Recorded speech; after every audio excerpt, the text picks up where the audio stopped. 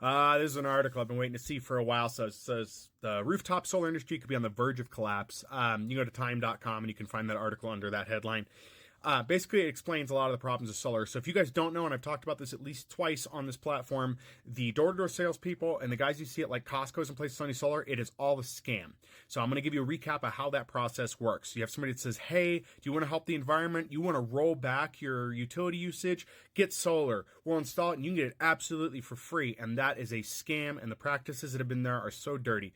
One, it's not free. You take out a second mortgage on your house is what they do, and they will happily help you sign up for the paperwork. Now, in this case, a woman was defrauded here because he had her touch just the iPad he had when he was selling her the product, and apparently just touching it counted as a signature, and then he used a bogus email just to sign her up, and she was locked into a contract. The woman who signed that contract was, I think, in her 60s, what the article says, and the contract lasts until she's like 101. She'll be dead past that. So to review the process of it, basically you sign up for solar, and there's some facts you guys need to be aware of. And I've had these people try to dispute it with me because they've come to my house trying to install it. If you want to get out of it, just tell them you're a renter. They'll pretty much leave immediately because at that point they know they can't install without the owner's permission. But solar panels are not very efficient. That has been a problem within science of they're not that efficient. They're great at powering smaller devices, but they're not going to provide you enough of a savings to matter. Now, I know some people are going to argue, oh, it did good for my bill, and some people do get better rates, but utility companies have adjusted. In the area where I'm at in Colorado, we get enough sun during the year. During the winter, it's nothing, and then the utility companies aren't very giving here, so you're not getting that much money back, if any at all. And there's more to it. Most people will miss some facts. Most people that I've gotten in arguments with, they'll be like, well, I didn't pay anything on my utility bill. And it's like, you didn't pay anything on your utility bill, but when is your break even for those solar panels? And they can't answer that because there is no break even to what they're having to pay in. And also, it's that second mortgage. Keep that in mind. So if you have plans on selling your house, that can create some issues. Basically, it's a 30-year contract on the solar panels is what it is. And there's a reason why that's important, okay? This system, this solar sales system is a scam. The whole thing is, okay? Solar panels have to replace in 30 years. They degrade. Surprise, 30-year contract. So by the time you get one paid off, the hope is that they'll have another customer again that's going to need this whole process again. Let's also keep in mind that some of these systems use batteries in like your garage to store the excess energy for you to use it.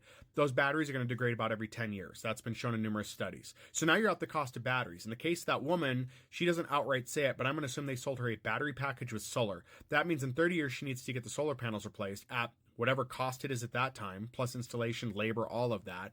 And then also there's the cost of replacing the batteries, which is going to be out of pocket for her. The system probably is going to become useless. Now, there is a tax credit for solar panels, sure, but you're not going to see that tax credit. You're going to be signing it over to these solar people. That's what happens. That's how they stay in business. They're not making money off your loan or your mortgage. They're making money off of that credit and off of maybe some interest. So they're making tons of money. You're not getting anything. And that's if the companies even show up to install the solar. There's been those scams as well.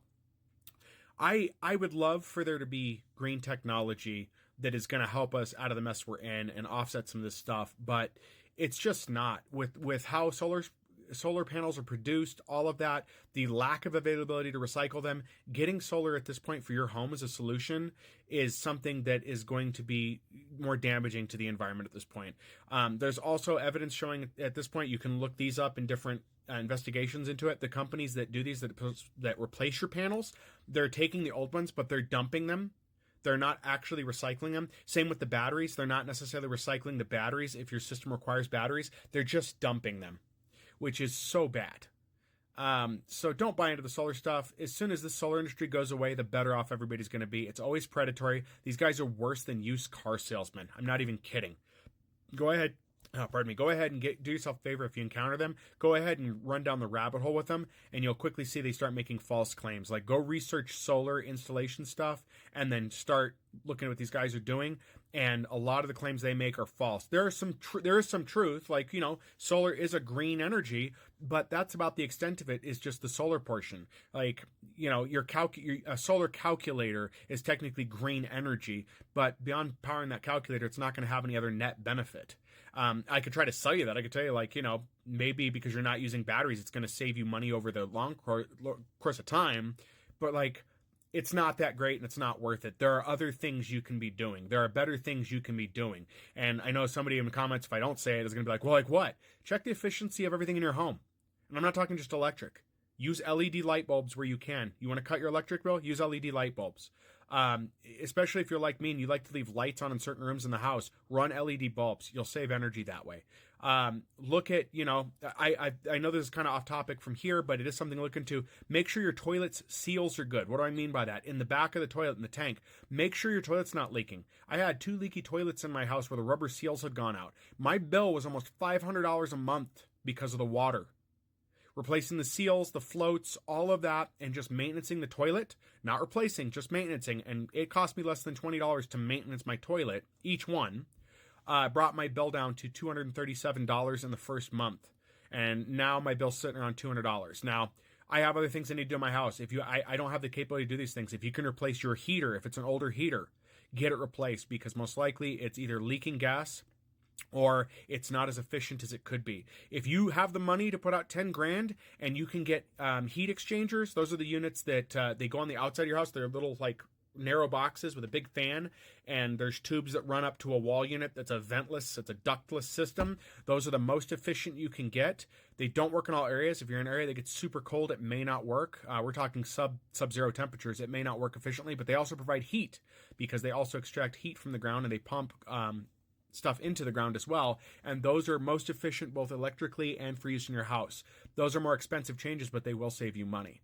Most people, and this has been documented in multiple studies, most people are losing money on utilities because their house is not as efficient as it can be. And that doesn't mean just replacing your windows and stuff. It means checking the basics. Make sure that you're keeping your thermostats constant. You want to keep your thermostats at about 68 degrees if you can. 72 is the higher end if you're a little bit colder. Start doing best practices things if you're cold. I wear a coat or a lightweight hoodie, a zip-up hoodie around my house. I wear socks if I'm cold. If you don't want to wear socks, then figure something else out. But cranking the heat up to 90, then your house gets real hot, and then opening all your windows, it's not effective. And a lot of people do wasteful things like that.